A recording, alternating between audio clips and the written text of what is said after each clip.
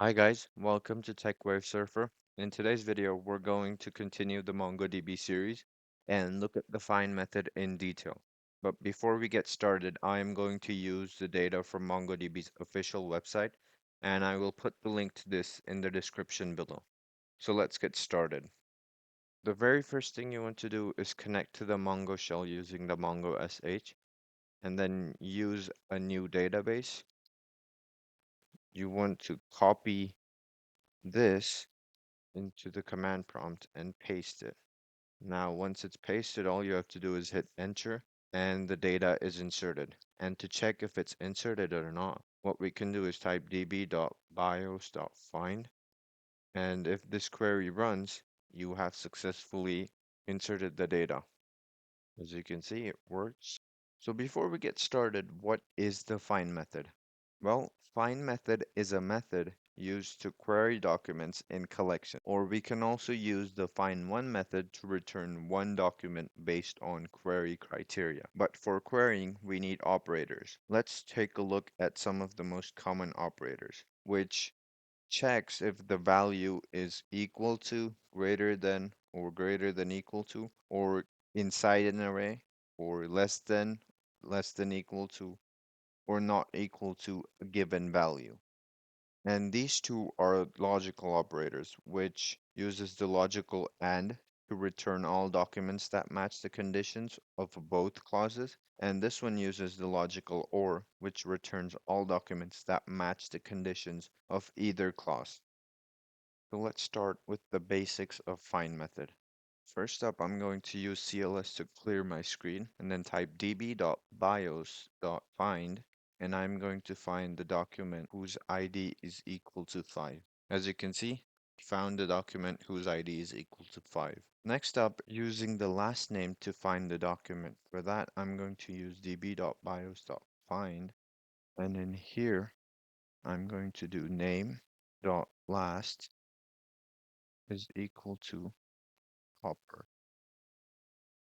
And as you can see, I get the document whose last name is Hopper. Next up, let's try and find all the documents whose birth is greater than 1950. And in order to do that, we want to type birth greater than new date, and the date is 1950. And as you can see, we get multiple documents whose birth year is greater than 1950.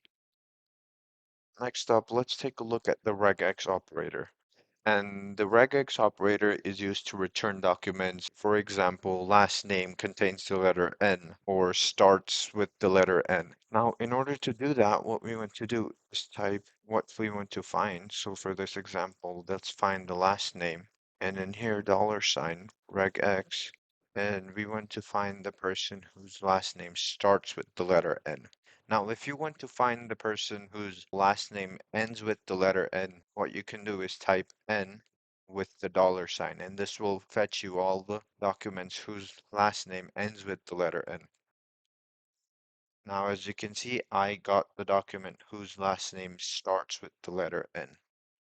We can also use the greater than and less than operators to find documents within a specific range. Let's try and find the documents whose birth is between 1940 and 1960. And in order to do that, we want to type birth is greater than, less than,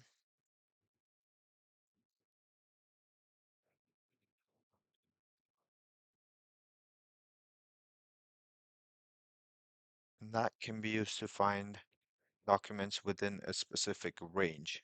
Now let's take a look at how to query an embedded document. As you can see, the name has first and last name embedded in it. Now, in order to find that, previously we could use first name and the last name. Now, if you run this, we get nothing because there is also an AKA field in here. Now, if you were to do the exact same thing and add AKA in here, it would match. But the better way to do this would be using the dot notation, so you don't have to match exactly. And you can use the dot notation like this. Type in name dot first and then name dot last. Now, if we run this, we get this even though we haven't entered AKA, and that is due to the dot notation. Now we will see how to query in arrays. And as you can see, the contribs or contribution is an array, and so is the awards. So let's start with something simple. For example, the contributions. And in order to do that, we type db.bios.find, and in here we type contribs is equal to Unix. And if we run this, as we can see, we get documents whose contributions contain Unix. Now let's take a look at how to find more than one item in an array. Now to do that, I'm going to keep using the contribs array, and I am going to use the $in operator, which checks if the given value is in the array or not. And I'm going to check if the value Unix or Ruby is in the array. Now, as you can see, there's the Ruby and there's the Unix value. Now, if you want to run the exact same command, but if you want to check if both of these exist in the same document, you can use $all, and this will return the document which contains both of these values in the same array. Now I changed this from Ruby to C because no array contains both of them together, but if I run this, I get the document which contains both Unix and the C contributions as well. Now let's take a look at the size operator, which can be used to return the size of an array. Now, in order to do that, I'm going to keep using the contribs array and use the $size operator. And I'm going to say, find me the array whose size is of 4. And as you can see, I found this document whose array size is 4. Now let's take a look at how to order or sort documents using the find method. Now in order to use the sort method, what we want to do is type db.collectionName.find.sort.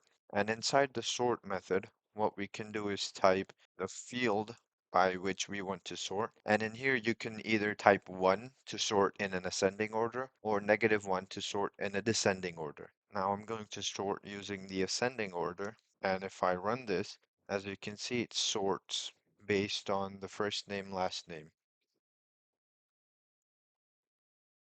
Now, let's take a look at the limit method. And the limit method limits the number of documents you get from the query. For example, if I run db.bios.find, I would get 10 results. But if I were to run the limit method and I limit it to 5, I would only get 5 documents, as you can see.